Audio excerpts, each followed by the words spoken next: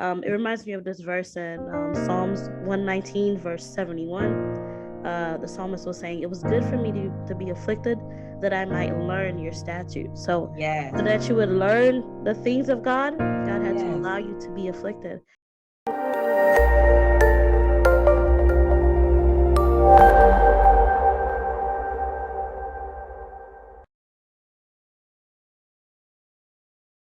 Hey everyone, welcome back to the Sylvia Rochelle Speaks podcast. Today we have a lovely guest here with us. Her name is Wolkenzye Pascal, and she is a minister, she is a mother, she is a wife.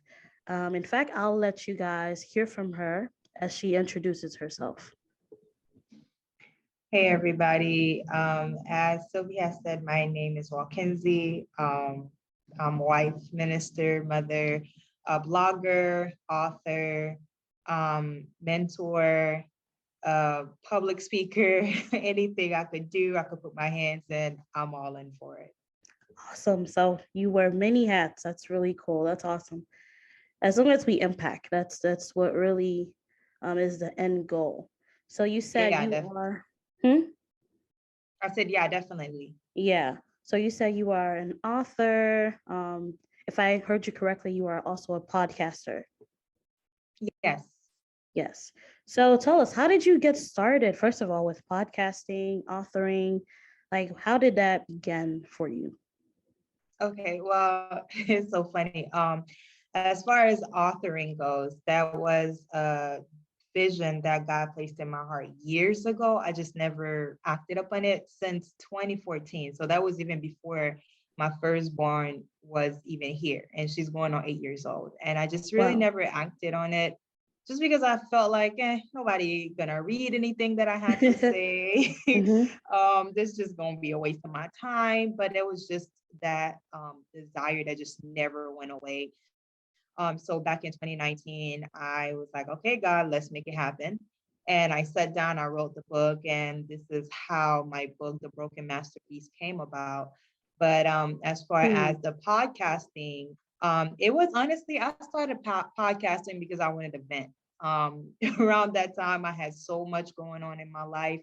I just needed a place to vent without having to hear Wow. anyone's feedback. I just wanted to talk. I just wanted to share what was going on with me, what was going on in my life, how I saw things, and in hope that it would help somebody else.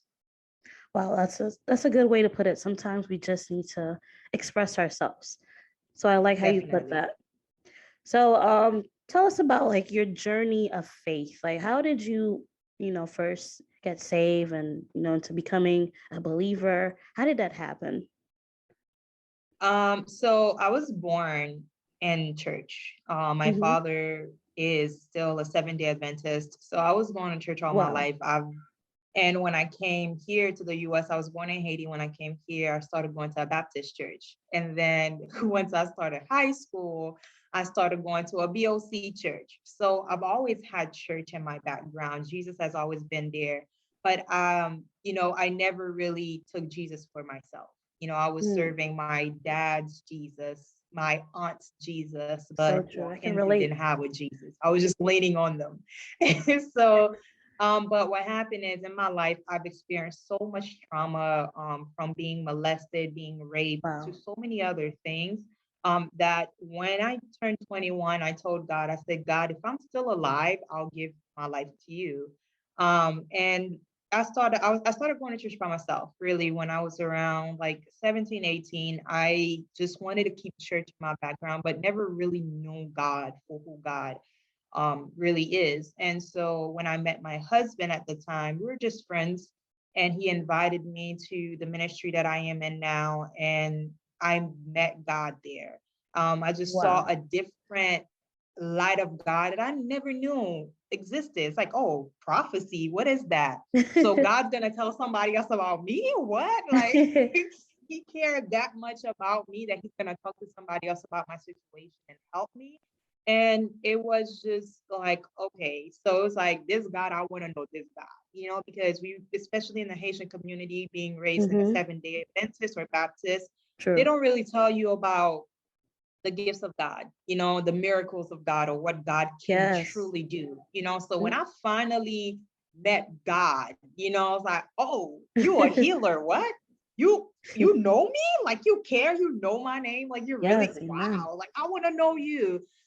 So after my 21st birthday, I decided to take a dip in. I got baptized, and since then I've been walking with the Lord. Not to say it's been an easy way or easy route, but it's been the best decision I've ever made in my life. Wow, that is an amazing testimony. And that's definitely going to impact, a lot of women who are watching this who feel that, okay, God doesn't care about me or God doesn't know me. One thing I like that you kept saying is that God knows me. And it Yeah, matters so much that we understand and recognize that, because so many people think God is just the man upstairs. Um, right. Most of them think like, okay, he's an old man, with a cane. He's just sitting upstairs. He doesn't really care about us. But Yeah, it's good how you personalize that. Like God knows us. Like He knows us by name. He knows our hearts, and yeah, He's looking out for us. right. So tell us about your book, The Broken Masterpiece. As you may have known, this podcast or this episode specifically is about how we can go from brokenness to wholeness. So tell us about that book.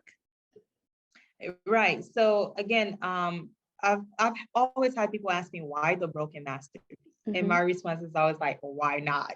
Because we're all broken in some way, somehow. We've experienced brokenness in our lives, whether it's That's in true. relationship, whether it's parent to daughter or parent to son or whatever it is. We've all have some type of experience with brokenness, and it's just sad that we live in a culture in a society that's like, oh, if you're not this, then you're not good enough. If you're not this you're not good enough. If you can't do this as a woman, you're not good enough. And my message is always that no matter who you are, God loves to use the brokenness of us to make us whole. Just being able to take us. Can you imagine the fact that we're even here? The Bible Mm-hmm. talks about how we were formed in dust, mud. So when you look at dust or mud or dirt, you're like, this is disgusting. This is not good. But God Sure. saw beauty Wow. in it. He Mm-hmm. loved to take our ashes and turn it into beauty. And for me, that was the main thing. Just knowing that as He's create creatures, as His creation, we are a masterpiece. When God looks at us, He's not looking at our mess or every flaw that everybody else see. He's looking at, this is my child. This is my creation. So the Broken Masterpiece is basically a book that discusses a lot of my traumas and a lot of things I've experienced. And, as a child, from my brother being poisoned, my parents' Ooh, wow. divorce, me being raped as early as 5. And the last time I was raped, I was 19 years old. And everything that I've went through, just experiencing, not having any food on my table, experiencing what it's like to live in America and still living below your means and stuff like that. So for me, it was just me saying, look, this is all I've gone through and even more, yet and still God is using me, so if He could use me, a broken vessel, someone who has gone through so much that you could be rejected because of the things that you've experienced in this life. And yet God is like, no, you're what I want. I don't care about all of these things. Oh, In I a like that. split of a Mm-hmm. second, I could fix it, and Yes. God is like, you're my masterpiece. I created you, I formed you, and you're beautiful in my eyes. And you are the apple of my eyes. Whew, come on. What more can Yes. you ask from a Preach. creator? Yeah. you know so it's just a beautiful thing to me, and I just wanted people to know, and just women in general, because I feel like my ministry is called to women, women who has gone through brokenness, and just to remind them that it doesn't matter what you've gone through, it doesn't matter what you've experienced. Mm-hmm. God still can use you and take these broken pieces and make it into a beautiful masterpiece. So that's how that book came about. Well said. Oh, I can't wait to get my copy. Well said. So, with all of that you are doing, and with the book that you've written, is there any obstacles? You did pretty much talk about obstacles that you face in your personal life, but while Right. fulfilling your godly purpose, like what obstacles can you tell us that you have personally experienced as far as attacks of the enemy? Like what obstacles have you have faced? Like I think for me, my faith has been attacked a lot, from the enemy. And is especially, can you imagine you're telling people like, hey, it doesn't matter what you've gone through, God sees you Mm-hmm. as a masterpiece, and yet you still have insecurities. You're looking at Yes. yourself like, ooh, I don't like this part of you, or you're like, but God, you're doing this for this person, why you're not doing it for me? And the funny thing is about all of this is I released my book April of 2019. I ended up being pregnant September 2019. I had a miscarriage. Wow. What? Like, God, wait, this is not how is this supposed to work? You know, I'm doing what you're asking me to do, yet this is going on in my life. It's like there's what is wrong with me? And the funny thing is, even when I've said this, people are like, but you've had kids prior to that. I said, yes, but that doesn't eliminate this feeling of, just feeling Yes. like you're not good enough. You're not a woman. It's like, what's wrong with my womb? Like, why is my body failing me at this point of time?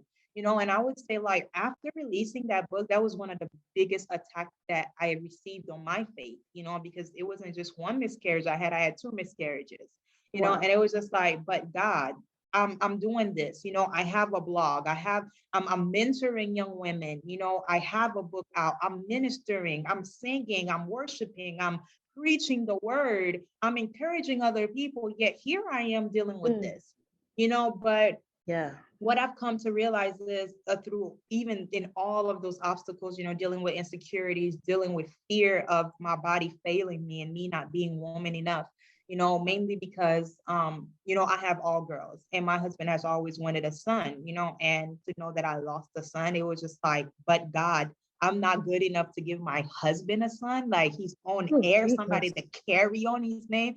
And that's the plan and the trick of the enemy, just to Mm-hmm. kind of make you like, oh, look at you doing all of this for him. What is he doing for you? Yes. You're preaching for him, you're encouraging people, but look at Mm-hmm. him, he just let you down. But the beauty in all of this that I found is that, I remember going through the whole process of God, like, my faith being shattered and like, God, what did I do? Is it me? Did I not pray enough? Did I not fast enough? Did I not? You start questioning every single thing about you as a person and who God truly is. But I remember, in the process, my husband went to God and was just like, hey, God, you promised me a son. What happened in this process?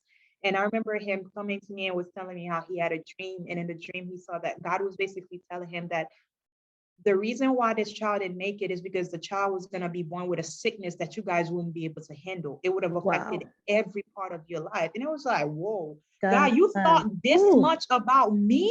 Like, Wow. you cared so much about me that you took something away from me that you knew would be too much for me to carry. The Mm. Bible talks about how God would never give you more than you can bear. And for me, it was a testament of that, because it was just like, wow, you look so far in my future. You knew so much of me to Mm. know that this battle, they can't fight that one. So let me spare them of it. Even though it hurt, it's gonna hurt them. It's like having a child. They want to touch stuff and you like, don't touch it. They're like, what? They start Mm-hmm. crying, not realizing that you're saving them from something, and now I can truly say that it was glad that I'm glad that I was afflicted, because can you Mm. Wow. imagine, if this child was born with some type of illness, now I'm going back and forth in the hospital. I'm not able to sleep. I'm not able to do that. And that would have affected so much of our lives. We wouldn't be able to handle it. Now I probably would have been crying like, God, why did you allow this Mm. child to be born with Wow. this sickness? So it was so beautiful just seeing how God just flipped the script, and it was just like, God, you cared this much about me that you would save me from something this deep, That's mind like blowing. That is mind blowing. mind blowing. Yeah, that is amazing. And I like how you said that it was good for you to be afflicted. It reminds me of this verse in Psalms 119, verse 71. The psalmist was saying, it was good for me to be afflicted that I might learn your statutes. So Yes, that you would learn the things of God, God had to yes. allow you to be afflicted. Wow, that is beautifully said, well said. And with all that being said, with all these, gems and nuggets that you shared with us, is there any last words of encouragement that you want to leave for our listeners and our viewers for them to carry on? Yeah, so especially in this time and age, I realized that in this time specifically, there's so much suicide going on. It's so Yes. much of I'm not good enough. It's so much Mhm. so of nobody loves me, you know. But I'm reminded of a verse in the Bible that says that we love because He first loved us. We didn't know what love was. The fact that we're even here, this is the whole meaning of life. It's love, you know. And sometimes we hold ourselves in bondage because of things we've done in the past. Not only That's that we true. hold ourselves in bondage, but we hold other people in bondage. And now we're in a position where we've built so much walls, so much bricks. Now we can't even get out of the walls that we made, you know? So my encouragement to anyone listening would be to please give yourself a chance, you know, because you're not here just by coincidence. God doesn't make mistakes. You know, if you're here, it's because there's a purpose. There's Yeah, something great here for reason. you to fulfill. So no matter how hard that it may seem and you feel like you're not loved, but God loves you, all of you, the good, the bad, the ugly, the flaws, whatever it is that's in you that you feel like is not good enough. God loves you, and all He's expecting from you is to go to Him, but like, God, here it is, the broken me, the ugly me, the Mm. gossip me, the liar me, the thief me, the Yes. Ooh. a fornicator me, the adultery me. This is me, you know, and give it to Him and allow Him to make a beautiful masterpiece out of it. You know, because at the end of the day, as long as you have breath in your body, it's not over. The fight is not over. The enemy is going to Amen. plant seeds in your head and make you think this is it. I'm not good enough. I'm not going to get this job. I'm never going to pass my school. Nobody's going to marry me. I'm never going to be a parent. And God's like, no, you can do anything through me. You know, anything is Amen. possible. Don't allow yourself to feed into the lies of the enemy because that's how he traps us. He can't do anything to us. All he could do is to plant these seeds. And as long as we give them a little bit of room to grow, it's going to grow and take over. But just remember that there's a God who cares so much about you that He sent His only Son. I'm a parent. I wouldn't send my kid to die for anybody in this world. Okay. But He loves us so much. He sent His only begotten Son to die on a cross for us, that whoever believes will have life and life and eternally. So remember, you're loved, you're cared for, and no matter how hard it is, keep holding on. Do not lose faith. God got you. He always do. Amen. Amen. Well said. Well said. So, with all, without further ado, could you tell our viewers where we can get your books, some information about you, how they can find you, locate you on Instagram? Yes, definitely. So for Instagram, you can find me at the master's piece underscore. So THEMASTERS piece underscore. That's where you'll find me on Instagram, and also on Facebook at the master's piece one. You can find my book, The Broken Masterpiece, on Amazon. It's on Amazon right now, so anybody could grab a copy. I also have copies in hand in case anyone ever just like, hey, I'm down the street. Let me just grab a copy. So you could do that as well. And as All far for right. my podcast, it is TMP Pick Me Up. It's on all podcast platform. We're actually getting ready to start season 3 next month. So Awesome. just catch up on the old ones. And yeah, I'm all over. Awesome. Awesome. Thank you so much for all that information. And there you have it, everyone. Um, Thank you so much for watching and tuning in. And we'll see you guys next time. Bye. Thank you so much for having me. No problem. You're welcome.